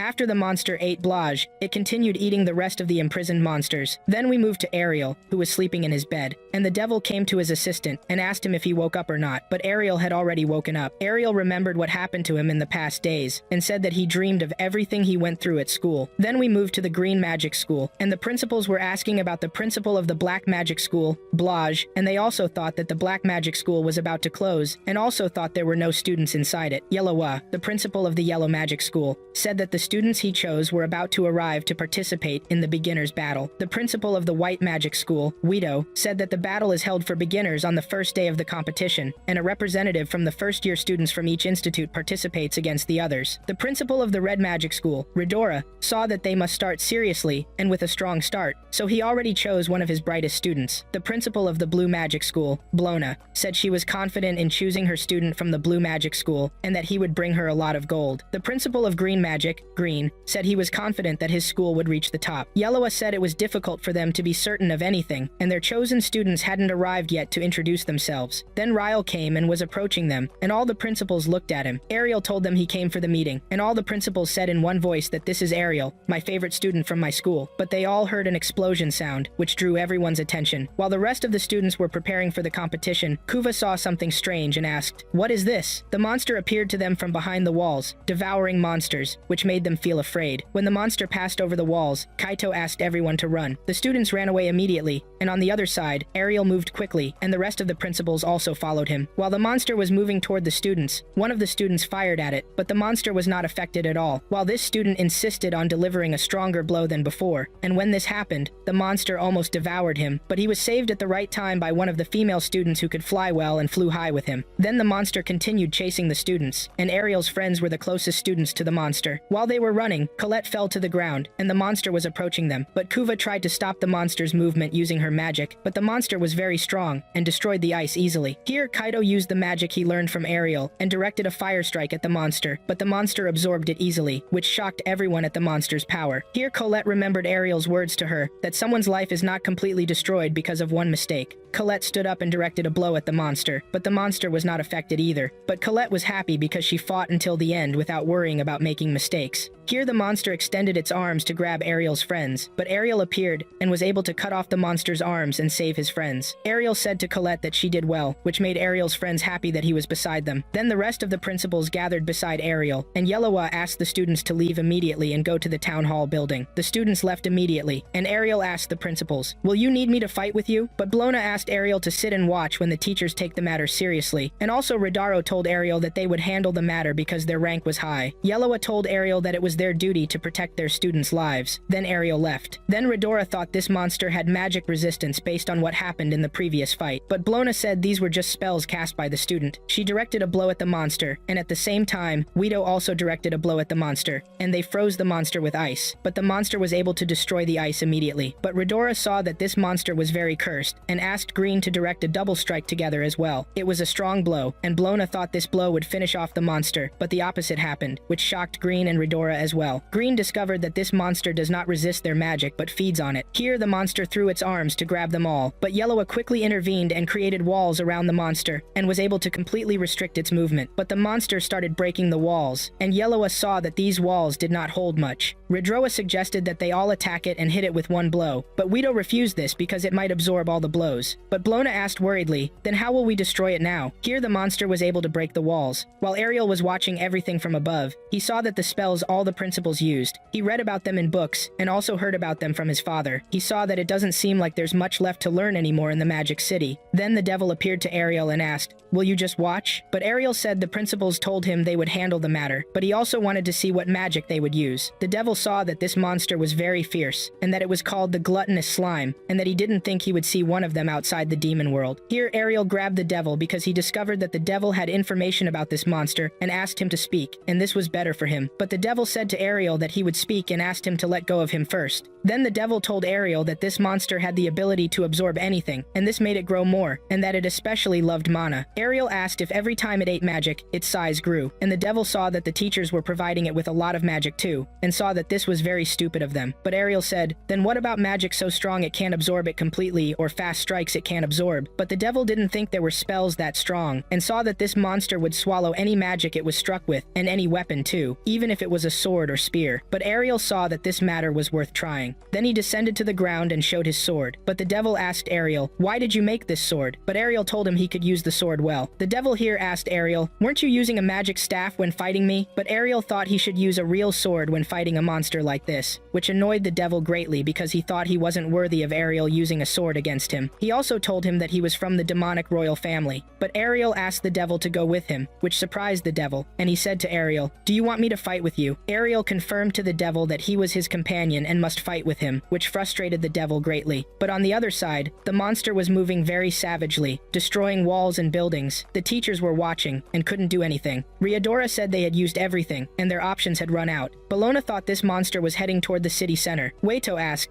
"Is abandoning the Magic City our only option?" Green suggested they move now, but Bellona saw something strange. Ariel was advancing quickly toward the monster. Then he directed a strike at the monster with his sword. The students were watching Riel as he fought. The demon was surprised that Ariel was able to cut the monster, but Riel saw that the monster wasn't affected either. Then the directors came flying beside Ariel. Ryodora asked Ariel, "Why are you using a sword? Have you always been a swordsman?" Weito also asked Ariel, "Why didn't you tell us about your class before?" Bologna thought Ariel was a magic swordsman, but Ariel told them he was classless, but everyone didn't believe him. When Green learned that the monster likes to attack magic because it loves mana, he said this monster would head to the city center to devour the students because they possess magic mana. But Ryodora wouldn't allow this to happen. Bologna saw that magic wouldn't be of any use, but Ariel directed another strike at the monster that caused it to disintegrate. Then he told the directors that he would handle it and slow its movement. Ryodora asked Ariel not to exhaust himself, and they headed toward the city center, but the monster began to gather together again. The demon expected this from a monster from the demon world, and saw that Ariel's strikes didn't affect it at all. But Ariel grabbed the demon and said, "You seem like a rude companion," and that he would throw him to the monster as punishment. Then Ariel approached the monster and asked it to eat the demon, which caused the demon to feel great fear. But the monster moved away from them. Ariel asked, "Does the demon taste so bad that it moved away so quickly like this?" But the demon told Ariel that this monster saw that fighting with them would cause it a headache, so it's running away from him. But Riel saw that things would become bad if it managed to escape. He created walls around the monster to stop it, and summoned his iron golem. He directed a very strong strike at the monster while it was inside the walls. Kaito and the rest of the students were happy about this. And Green also saw that Ariel was great at using the sword, and that he could also use several types of magic. Bologna wondered, is he really classless? Weito saw that he could use black magic because there was a demon with him too. Yaloa wondered, who is he really? Then Ariel's golem was destroyed, and he saw it couldn't endure. The monster also began to swell upward. The demon asked Ariel, "Have you given up?" But Ariel doesn't give up and said if the sword doesn't work, he'll fight it with magic then, which made the demon laugh because he knows magic doesn't work. But Ariel saw that he would use a spell the monster can't absorb. He showed a magic circle. The demon thought it was red magic, but Ariel told him no, it's not red magic, and that he didn't want to use this type of magic either. He showed a large group of magic circles, and that he would merge them together and cast a strong strike on the monster. Ariel remembered his conversation with his father about this spell, and that it's an extremely powerful spell. It's activated by rotating the 6 attributes at the same time, and if one mistake happens, it will erase the caster and everyone around him from existence. Then Ariel returned to his present and saw that his father was an exceptional person, and that he could barely control it through parallel thinking, and that his mana reserve might not be enough. Here the demon fled immediately, believing Ariel would die. The monster began approaching Ariel. Here the students extended mana to Ariel, and the directors also connected this mana to Ariel, and supplied Ariel with mana power. Ariel directed his strike at the monster, which led to completely eliminating the monster. Here the demon was amazed and asked, "Did he erase the entire place with the monster too, using magic?" Ariel told him, "Of course I did this," and grabbed the demon and told him that even a regenerating monster like this won't come back after being completely erased. The demon said to Ariel that he's confident he would actually win, but Ariel pressed on him because he's lying. Then he landed on the ground and saw that using the 6 types of magic at once was difficult. Then the directors joined him. Yaloa thought he used annihilation magic, but Ryodora wondered, how could he use it? Green thought this magic was supposed to be a legendary spell, and only used by the rare elite of the Magic Lord class. Bologna asked Ariel, "Are you a Magic Lord? Because you told us you're classless." But Weito sees Ariel as very young, and it seems he's lying about his age and class. But Yaloa doesn't care about his age and asked him, what did he do to become a Magic Lord? Then Ariel told them he's classless, and that his father is a Magic Lord, and that he learned annihilation magic from him. This surprised Ryodora, and he asked him, "Is your father Leon?" Riel asked Ryodora, "Do you know my father?" Ryodora said that Leon was his friend at school, but thanks to him specifically, he was always in second place. They always called him the future director, but he left school in the middle of the 2nd grade? Bologna wondered, amazed. A man named Leon then withdrew midway?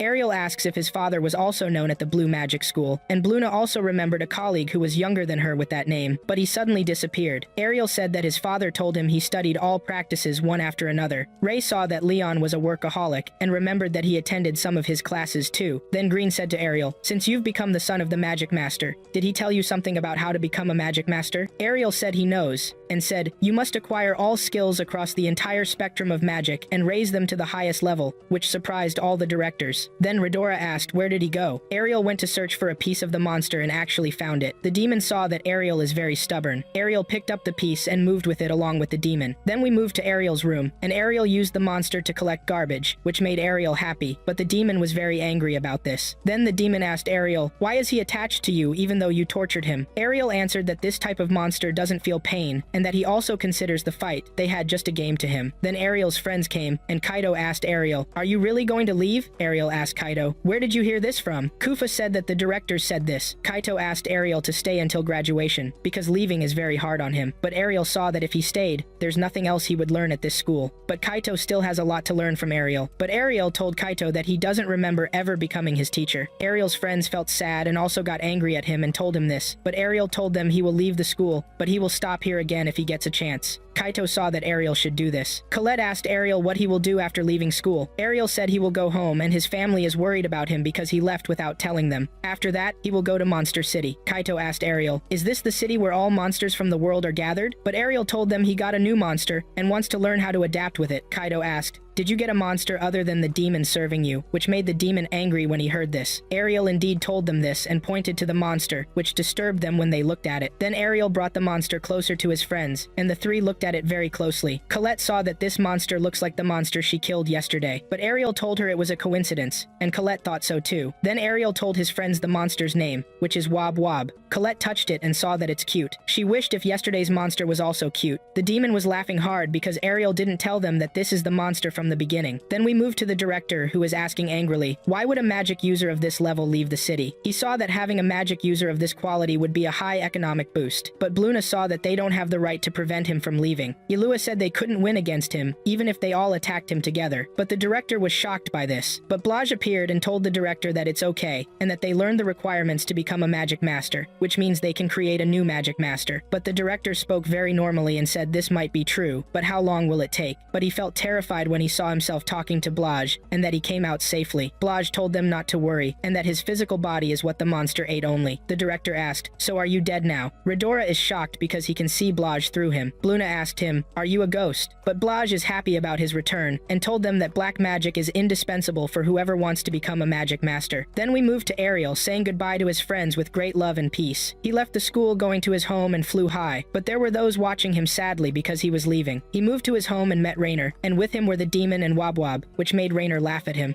Then we moved to the princess's castle, the one who was appointed to monitor Ariel. She told one of her guards to make sure they were always one step ahead of them, and said, so we'll finally meet, Ariel. Then we moved to Ariel, who was flying through the air with the demon, heading back home. The demon asked him, hey Ariel, has it been a long time since you last visited your family? Ariel said he hadn't seen them since he came to the Magic City, about a year. But Ariel was surprised by the demon and asked him, what's wrong? The demon was just trying to imagine what Ariel's parents were like, but Ariel told him his parents were just normal villagers. That surprised the demon, who assumed Ariel would tell him his parents had no rank. But then Ariel revealed that his mother is the Lady of the Sword, and his father is the Lord of Mages, which annoyed the demon because that's the complete opposite of normal. While they were flying, Ariel saw a town, so he decided to land there to take a break. Then we moved to Ariel in a bathhouse pool, with the demon there too. A girl came over and asked Ariel if she could join them. That's when Ariel realized this place allowed mixed bathing. The girl went down into the water and enjoyed it a lot too. The girl asked Ariel, what's your name? When Ariel answered, she asked him again, do you come here often? Ariel told her this was his first time, and that he had just come across this place while returning to his village. The demon asked Ariel, is this girl normal? Ariel thought she was. But the demon knew Ariel wouldn't mind if the girl attacked him, because he'd get to see new skills. Ariel confirmed what the demon said, which made the demon feel hopeless. Then the girl asked Ariel about his goal in this journey. Ariel told her the goal was to become strong. The girl thought Ariel just liked fighting, but Ariel told her, not necessarily. I just want to know how far someone with no rank can go. The girl asked Ariel if he really had no rank. Ariel said yes. Then the girl asked if he had any skills. Ariel didn't have any specific skill, and that's what was holding him back. The girl wanted to know if Ariel had ever been mocked before, and Ariel told her that he had, but he never got angry about it. Then the girl asked Ariel to come with her to her empire. There, no one would mock him because of his rank, since Her Highness the Princess had banned that kind of behavior, and he would live a happy life there. Ariel thought her country sounded nice, but he refused to go with her. When the girl asked Ariel why he refused, he told her it was because he wasn't really facing any problems, and besides, he was on his way to another place now. Ariel got out of the pool and said goodbye to the girl. Then Ariel went to his room to eat, with Web, Wob, and the demon as well. The demon asked Ariel, are you sure you didn't want what she offered you? Ariel felt the demon was starting to blame him. The demon thought Ariel could be happy if he lived in the Empire, and if that happened, the demon could finally get rid of him and be free. But Ariel refused that. The demon said that each of them had something different they liked. Then Ariel left the inn, and the girl was waiting for him outside. She stopped him from moving and introduced herself as one of the 8 Imperial Corps, the Shinobi Princess, Korha. She told him, by order of Her Imperial Highness, you will come with me. But Ariel told her again, I'm not going with you. you. The girl told him the princess's orders cannot be disobeyed, but Ariel didn't care and told her he didn't even know this princess in the first place. Ariel wondered why the princess wanted him specifically. The girl told him she didn't know, but that the matter was extremely important, and that the princess had been searching for a man named Ariel with no rank for a long time. But Ariel still didn't change his mind. The girl told Ariel that the princess is amazing and wouldn't cause him any harm, but Ariel kept refusing to go with her. So the girl turned to another solution. She would take him by force. She attacked him, but Ariel dodged her strike. Ariel told her that if she wanted to fight, he wouldn't show her any mercy. Ariel then landed a blow on the girl and knocked her down. Then Ariel noticed there were other warriors around and told them to show themselves instead of hiding. A group of warriors appeared. He told them he had figured them out easily, and that no matter what stealth skill they used, he could detect them with no trouble. The girl joined the other warriors, and the female warrior who had been watching Ariel asked Korha if she was okay. Korha said she was fine. The warrior then cast a healing spell on Korha. Ariel thought she was the strongest one among them. Then the warrior started wiping Korha's face clean because it was covered in mud, which annoyed Korha. Korha then told all the warriors to attack him at once because he was too strong. Then we moved to another group on their way to Ariel. They wanted to be the ones to capture Ariel so that the credit wouldn't all go to Korha. There was also a warrior riding a dragon, and she also wanted to capture Ariel for the princess.